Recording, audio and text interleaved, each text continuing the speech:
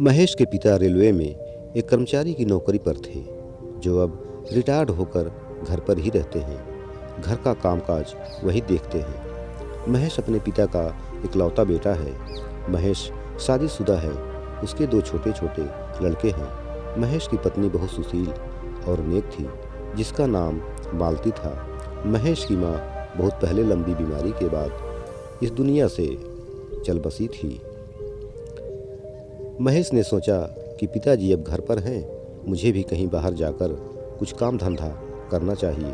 पिताजी से आज्ञा लेकर महेश मुंबई चला गया और एक कंपनी में जॉब करने लगा। महेश के पिता घर का कामकाज देखते और महेश बाहर का। बीच बीच में महेश घर आता जाता रहता था। जिंदगी अच्छे से बीत रही थी। एक बार महेश मुंबई में था। एक दिन कंपनी से फ़ोन आया कि महेश की तबीयत खराब चल रही है, उसे घर बुला लो। महेश के एक रिश्तेदार थे जो मुंबई में ही रहते थे। उन्होंने महेश को घर पहुंचाया। घर पर महेश की तबीयत बिगड़ती ही जा रही थी। जांच में पता चला कि महेश की किडनी खराब है। लंबी बीमारी के बाद महेश इस दुनिया से चल बसा। महेश के जाने के बाद पत्नी का रो रो कर बुरा हाल था। पत्नी, बच्चों के सर से पति और बाप का सहारा भी उठ गया। महेश के पिता बहुत दुखी रहने लगे।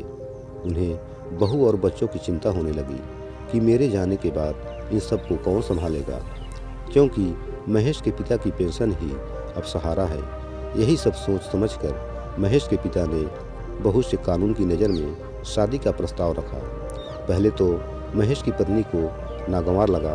फिर महेश के पिता ने बहू को समझाया, देखो बहू, मेरे जाने के बाद मेरी सारी पेंशन तुम्हें मिला करेगी, जिससे तुम अपनी और बच्चों की परवरिश कर सकती हो, उन्हें पढ़ा लिखा कर एक अच्छा इंसान बना सकती हो। मैं आज हूँ, कल नहीं रहूँगा, फिर तुम लोग कैसे जियोगे?